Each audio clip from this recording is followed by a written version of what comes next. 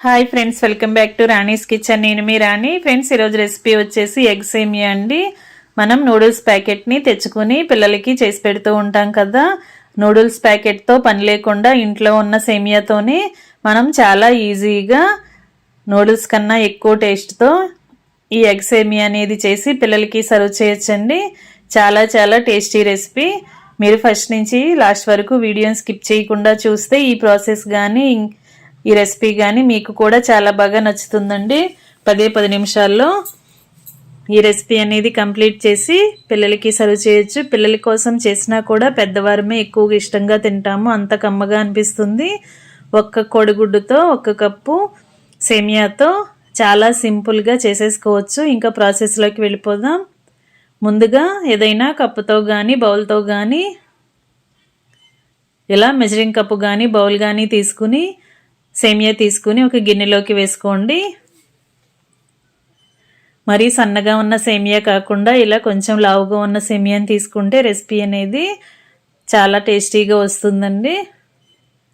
గిన్నెలోకి వేసుకున్నాం కదా, మనం ఏ బౌల్తో అయితే కొలిచి సేమియాని తీసుకున్నామో అదే బౌల్తో 1 కప్పు సేమియాకి 1 కప్పు వాటర్ని తీసుకుని గిన్నెలోకి వేసుకోండి. 1 టేబుల్ స్పూన్ ఆయిల్ని కూడా వేసి ఈ గిన్నెను స్టవ్ మీద పెట్టి సేమియాని ఉడికిద్దాం. సేమియా అనేది మరీ మెత్తగా ముద్దలాగా ఉడికిపోకూడదండి. 70% వరకు ఉడికితే సరిపోతుంది. వాటర్ అనేవి ఎక్కువగా వేయొద్దు. నేను చూపించిన కొలతతో మాత్రమే వేసుకున్నట్లయితే సేమియా అనేది పర్ఫెక్ట్గా ఉడుకుతుంది. లేదంటే మరీ పేస్ట్ లాగా ముద్దలాగా అయిపోతాయండి. రెసిపీ అనేది తింటున్నప్పుడు అంత టేస్టీగా రాదు. ఇలా ఉడికించిన సేమియాని ఒక గిన్నెలోకి తీసుకుని స్ట్రైనర్తో వడగట్టండి. లోపల ఏమైనా ఎక్సెస్ వాటర్ అనేవి ఉంటే ఆ స్ట్రైనర్లోకి వచ్చేస్తాయి. ఈ విధంగా పల్చగా ఆరబెట్టుకుని ఒక గిన్నె పైన పెట్టుకోండి. ఇప్పుడు మిగిలిన ఇంగ్రీడియంట్స్ చూద్దాం. సన్నగా తరిగిన ఉల్లిపాయ ముక్కలు స్లైసెస్ లాగా పొడవుగా సన్నగా తరగండి. అలాగే సన్నగా చీలికలుగా కట్ చేసుకున్న పచ్చిమిర్చి ముక్కల్ని, సన్నగా పొడవుగా కట్ చేసుకున్న క్యాబేజ్ ముక్కల్ని తీసుకోండి. అలాగే సన్నగా కట్ చేసి పెట్టుకున్న కరివేపాకుని, కొత్తిమీరని కూడా తీసుకుని సన్న సన్న ముక్కలుగా కట్ చేసుకున్న క్యారెట్ని తీసుకుని అల్లం వెల్లుల్లి పేస్ట్ తీసుకోండి. మీకు నచ్చితే క్యాప్సికమ్ ముక్కల్ని, టమాటో ముక్కల్ని కూడా తీసుకోవచ్చండి. ఇప్పుడు కుకింగ్ స్టార్ట్ చేద్దాం. స్టవ్ ఆన్ చేసి కళాయి పెట్టుకోండి.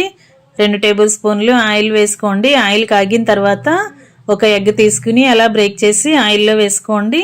దీనిని గరిటెతో కలపండి. మరీ చిన్న చిన్న ముక్కలుగా కాకుండా మరీ పెద్ద ముక్కలుగా కాకుండా మీడియంగా కట్ చేసుకోండి. ఇలా గరిటెతో కలుపుకుంటూ ఎగ్ని ఉడికించినట్లయితే ఎగ్ అనేది కరెక్ట్గా ఉడుకుతుంది. అలాగే పీసెస్ అనేవి కరెక్ట్గా కట్ చేసుకోండి.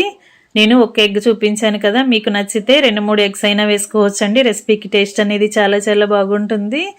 ఇప్పుడు చిటికెడు సాల్ట్ వేసుకుని సాల్ట్ అంతా కూడా ఎగ్లో కలిసేంత వరకు బాగా కలుపుతూ ఉడికించండి.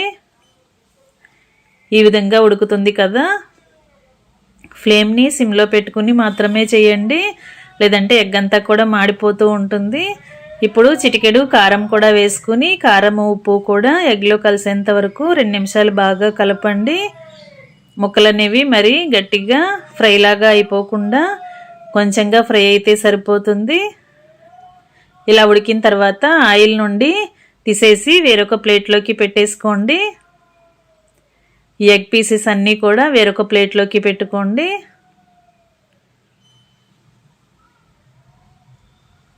ఫ్రెండ్స్, ఛానల్ని ఫస్ట్ టైం చూస్తున్న వారు సబ్స్క్రైబ్ చేసుకుని పక్కనే ఉన్న బెల్ బటన్ క్లిక్ చేయటం మాత్రం మర్చిపోకండి.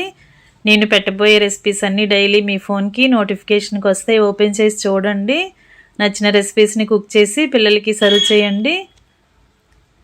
ఈజీ ప్రాసెస్తో టేస్టీ రెసిపీస్ని చూపిస్తాను. అన్నీ కూడా మీకు నచ్చేలా ఉంటాయండి. ఎగ్ పీసెస్ అన్నీ వేరొక ప్లేట్లోకి పెట్టుకున్నాం కదా. ఇప్పుడు 1 టేబుల్ స్పూన్ ఆయిల్ వేసుకుని మనం కట్ చేసి పెట్టుకున్న ఇంగ్రీడియంట్స్ అన్నీ యాడ్ చేద్దాం. ముందుగా ఉల్లిపాయ ముక్కల్ని వేసుకోండి. తర్వాత పచ్చిమిర్చి చీలికలను కూడా వేసుకోండి. అలాగే క్యారెట్ ముక్కల్ని కూడా వేసుకోండి. ఇప్పుడు క్యాబేజ్ తురుము కూడా వేసుకోండి. మీకు ఏవి అవైలబుల్గా ఉంటే ఆ వెజిటబుల్స్ని వేసుకుని టేస్టీగా చేసుకోవచ్చండి. వీటిలోకి కొంచెంగా సాల్ట్ వేసుకుని సాల్ట్ అంతా కూడా ముక్కల్లో కలిసేలా గరిటెతో కలుపుకుంటూ ముక్కల్ని మగ్గించండి. మరి ఈ వెజిటబుల్స్ అనేవి మరీ ఎక్కువగా కర్రీలోకి ఉడకాల్సిన విధంగా ఉడకక్కర్లేదండి, లైట్గా మగ్గితే సరిపోతుంది. కొంచెంగా కరివేపాకు కూడా వేసుకుని మొత్తం అన్నీ బాగా కలుపుకుంటూ మగ్గించండి. మనం సాల్ట్ వేసాం కదా, అన్నీ కూడా చాలా త్వరగానే ఇవి మగ్గిపోతాయి. ఫ్లేమ్ సిమ్లో పెట్టుకుని లైట్గా ఫ్రై చేసుకోండి. ఈ విధంగా ఫ్రై అయినాయి కదా, ఇప్పుడు 1 టీ స్పూన్ అల్లం వెల్లుల్లి పేస్ట్ వేసుకోండి. అల్లం వెల్లుల్లి అంతా ముక్కలకి పట్టేలా బాగా కలుపుకుంటూ పచ్చివాసన పోయేంత వరకు బాగా ఫ్రై చేసుకోండి.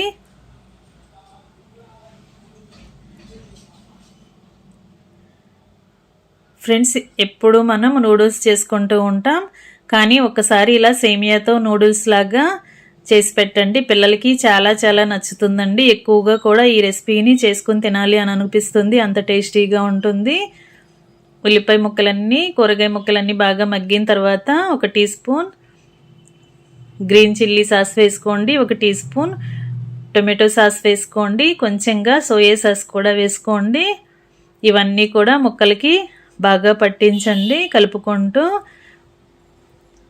ముందుగా ఉడికించి వడగట్టి పెట్టుకున్న సేమియాలన్నీ కూడా అలా కళాయిలో వేసేసుకుని పొడి పొడిగా గరిటెతో కలుపుకుంటూ విడివిడిగా చేసుకోండి.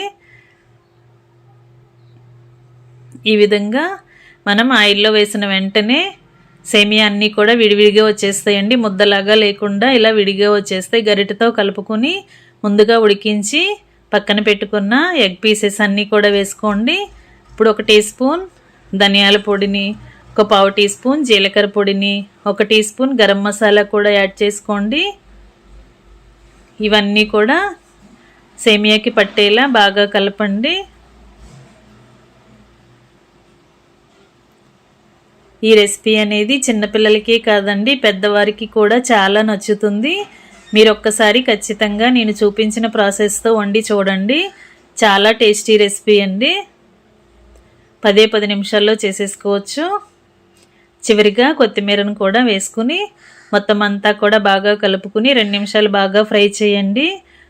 ఒక్కసారి రెసిపీని టేస్ట్ చూసుకోండి. సాల్ట్ కానీ మసాలాలు కానీ మీ టేస్ట్కి తగ్గట్టుగా లేకపోతే యాడ్ చేసుకుని బాగా కలుపుకొని ఇలా 2 నిమిషాలు బాగా ఫ్రై చేసుకుని స్టవ్ ఆఫ్ చేసుకోండి. ఇంకా వేడివేడి ఎగ్ సేమియా రెడీ అయిపోయిందండి. చాలా టేస్టీ రెసిపీ, మీరు అందరూ ఖచ్చితంగా ట్రై చేసి చూడండి, అందరికీ నచ్చేలా ఉంటుంది. నేను చూపించిన ప్రాసెస్తో కరెక్ట్గా వండి చూడండి, అందరికీ కూడా నచ్చుతుంది.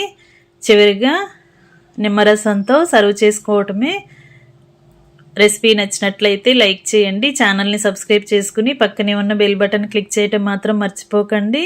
నేను పెట్టబోయే రెసిపీస్ అన్నీ డైలీ చూడండి. నచ్చిన రెసిపీస్ని కుక్ చేసి సర్వ్ చేయండి.